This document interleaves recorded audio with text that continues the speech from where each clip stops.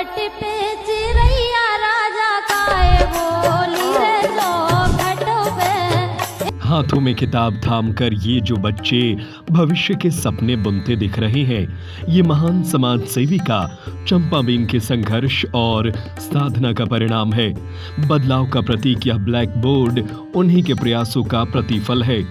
यह महज एक स्कूल नहीं, बल्कि यह जीवन बदलने वाला अद्भुत आध्यात्मिक केंद्र है।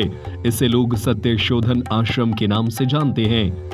यह आश्रम केवल सागर में ही दिखाई देता है। यह नारी शक्ति के प्रतीक चंपाबेन की देन है। फिलहाल यह महिला बाल विकास के नाकाफी सहयोग से चल रहा है। चंपाबेन के बारे में बताने से पहले हम इस आश्रम के बारे में बताना चाहेंगे। इस आश्रम में न केवल सागर बल्कि आसपास के 10 जिलों से आकर लड़के लड़कियां सपनों को नई उड़ान दे रहे हैं।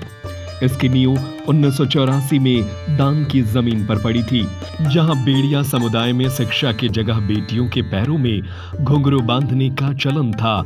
उस समुदाय के लोग अपनी बच्चियों को पढ़ाने के बजाय बचपन से ही नाचने की परंपरागत व्यवसाय में उतार देते थे। इसके बाद उन्हें जीवन भर बेड़नी जैसी शर्मनाक पहचान को ढोना पड़ता था। चौखट पे चिरैया राजा काए बोली रे चौखट पे। ऐसे में इस आश्रम में केवल एक लड़की पढ़ने की हिम्मत दिखा पाई। आज यहाँ 100 से ज्यादा बच्चे बच्चियां पढ़ाई कर रहे हैं।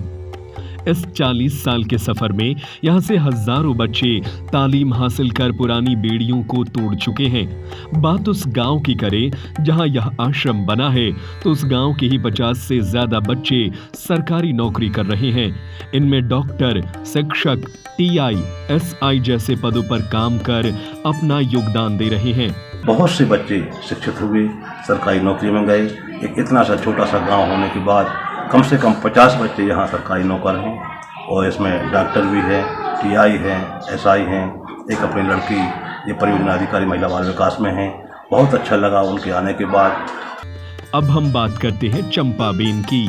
चंपाबेन सागर की नहीं थी। उनका जन्म हिमाचल प्रदेश में हुआ था। उनके पिता मिलिट्री में थे और परिवार काफी संपन्न वर्ग से आता था। उनकी रुचि शुरू से ही समाज सेवा में थी। पहले वे निर्मला देश पांडे के अखिल भारतीय रचनात्मक समाज से जुड़कर देहरादून में समाज सेवा करती थीं। इसी सिलसिले में उनका भोपाल आना हुआ। यहाँ पथरिया से गए हुए लोगों ने यहाँ की महिलाओं के नरकीय जीवन का हाल सुनाया तो उनकी आत्मा सिहर उठी। बस यहीं से उन्होंने रचनात्मक समाज के सचिव की जिम्मेदारी से खुद को मुक्त कर पथरिया को ही अपना कर्म भूमि बना डाला। गांव-गांव घूमकर उन्होंने महिलाओं और बच्चियों के पैरों में पड़े घुंघरुओं के अभिशाप को मिटाना शुरू किया। पुरुषवादी समाज ने उनके अभियान को कुचलने में कोई कसर नहीं छोड़ी, लेकिन उनका हौसला था जो हारने का नाम नहीं लेता था। आखिर समाज को नारी शक्ति के सामने झुकना पड़ा। वह पूरी तरह से अभिशाप को नहीं मिटा सकी, लेकिन हजारों परिवारों के सम्मानजनक जीवन का कारण जरूर बन गई। इसके लिए उन्हें भारत सरकार और मध्य प्रदेश सरकार ने कई पुरस्कारों से नवाजा। सुश्री चंपाबेन जो हिमाचल प्रदेश से पंजाब ब्लू स्टार के समय 1984 में भोपाल आई थी। आध्यात्म सम्मेलन था, यहाँ से कुछ लोग भोपाल के सम्मेलन में गए थे। इसमें खासतौर पे माखनलाल जी, चंद्रप्रभा जी, राजा राम जी, इनने पूरा सुनाया कि हमारे गांव की कैसी हालत है। शिक्षा का स्तर बिल्कुल ही नहीं है, आर्थिक हालत है और औरतें क्या करती हैं। ये सब सुन के वो द्रवित हुई, और उस समय वो अखिल भारतीय रचनात्मक समाज की सचिव थी और अध्यक्ष थी निर्मला देश पांडे। और सीधी वो भोपाल से पथरिया आ गई। उनने जब यहाँ की स्थिति सुनी, महिलाओं का दर्द सुना, और उनने उसी वक्त वहाँ का इस्तीफा दे दिया और बोली हम पूरा जीवन पथरिया में व्यतीत करेंगे और तुम्हारे साथ रहेंगे। बेड़िया समुदाय का जीवन इतने गहरे अंधकार में खोया हुआ था कि बदलाव की कल्पना ही वहां बेमानी लगती थी। शादी समारोह में नाचकर घर चलाने की जिम्मेदारी महिलाओं पर ही रहती थी। ऐसे में कई महिलाएं उस दलदल में भी पहुंच जाती थी जिसका नाम लेना भी समाज में शर्म का विषय रहता है। इस समुदाय में जन्म लेने वाली बहुत कम लड़कियां होती थी जिन्हें परिवार बसाने का सौभाग्य मिल पाता था। परिवार के लोग जवान होने के पहले ही पैरों में घुंघरू बांधकर उन्हें मनोरंजन का साधन बना देते थे। ऐसे में चंपाबेन ने सबसे पहले लड़कियों के घर बसाने शुरू कराए। हर साल बसंत पंचमी पर वह सम्मेलन आयोजित करवाती थी। इसमें उन्होंने करीब 2000 लड़कियों की शादी करवाई और दलदल भरे जीवन से निकालकर उम्मीदों के नए संसार में प्रवेश दिलाया। आज सभी लड़कियां पुरानी पहचान छोड़कर वैवाहिक जीवन जी रही हैं। हर बसंत पंचमी को उन्होंने एक दिन निश्चित किया कि बढ़िया जाति की शादी होगी, क्योंकि पहले शादी तो होती थी, ऐसी बात नहीं है, लेकिन उतने स्तर से शादी नहीं हो पाती थी और शादी नहीं कर पाती थी। तो इन्होंने दान मांग के और शादी शुरू की। वो काम लगातार चलता रहा और हजारों बच्चियों की शादी दीदी ने की। हमारे गांव में इस बेड़िया जाति में शिक्षा को बहुत दूर दूर तक बहुत विकास भाव, हर बच्चा हर माँ बाप शिक्षा से जुड़े। चौखट पे चिरैया राजा काए बोली रे चौखट पे।